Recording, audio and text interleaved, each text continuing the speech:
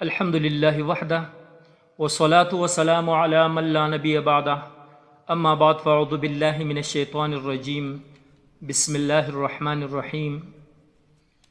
کیا آپ کو لگتا ہے کہ آپ کی زندگی بہت مشکل ہو چکی ہے؟ کیا رات کو بستر پر لیٹتے ہی پریشانیاں آپ کو گھیر لیتی ہیں؟ کیا کبھی ایسا محسوس ہوتا ہے کہ اب کوئی راستہ باقی نہیں رہا؟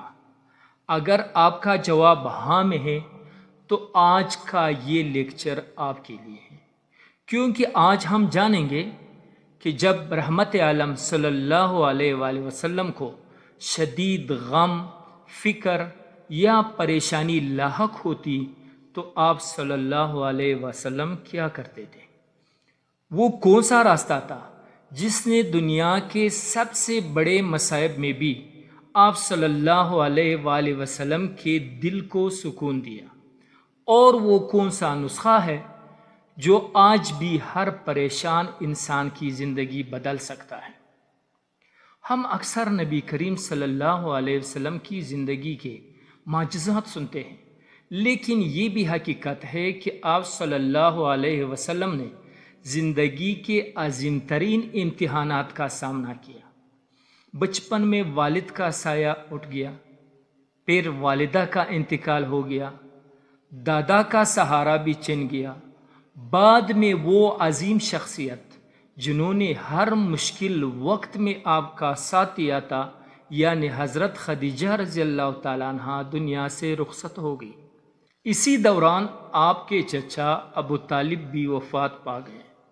یہ غم اتنے شدید تھے کہ تاریخ نے اس سال کو عام الحزن یعنی غم کا سال قرار دیا۔ طائف میں آپ صلی اللہ علیہ وسلم کو پتھر مارے گئے، جسم مبارک لہو لہاں ہو گیا، لیکن ذرا غور کیجیے، ان تمام آزمائشوں کے باوجود آپ صلی اللہ علیہ وسلم نے کبھی مایوسی کو اپنے دل میں جگہ نہیں دی۔ تو پھر آپ صلی اللہ علیہ وسلم کیا کرتے تھے؟ آئیے جانتے ہیں۔ نمبر 1، جب بھی کوئی پریشانی پیش آتی، نبی کریم صلی اللہ علیہ وسلم نماز کی طرف متوجہ ہوتے۔ آپ صلی اللہ علیہ وسلم حضرت بلال رضی اللہ تعالیٰ عنہ سے فرماتے، ارحنا بہا یا بلال، اے بلال نماز کے ذریعے ہمیں راحت پہنچاؤ۔ سوچئے، جسے ہم بوجھ سمجھتے ہیں، نبی کریم صلی اللہ علیہ وسلم اسے سکون سمجھتے تھے۔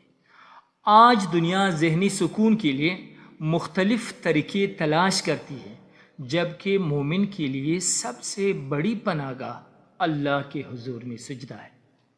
نمبر 2، جب دل بوجھل ہو جاتا تو نبی کریم صلی اللہ علیہ وآلہ وسلم اپنے رب کے سامنے جھک جاتے اور آپ صلی اللہ علیہ وسلم یہ دعا فرمایا کرتے تھے، یا حی یا قیوم برحمتک استغیث، اے ہمیشہ زندہ اور قائم رہنے والے رب، میں تیری رحمت کی فریاد کرتا ہوں۔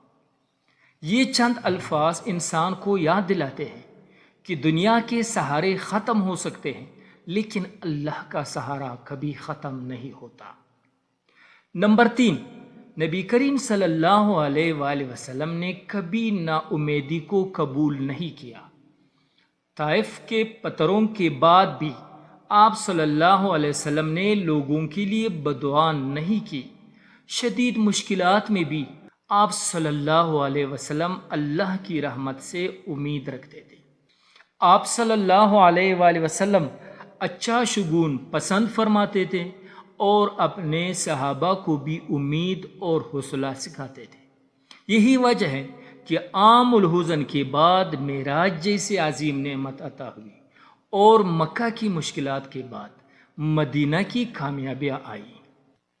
اگر آج آپ کسی بیماری، قرض، ناکامی، تنہائی یا کسی اور پریشانی کا شکار ہیں تو ایک لمحے کے لیے رک کر سوچیے، اگر طائف کے پتھروں سے زخمی ہونے والے نبی مایوس نہیں ہوئے تو ہم کیوں ہار مانیں؟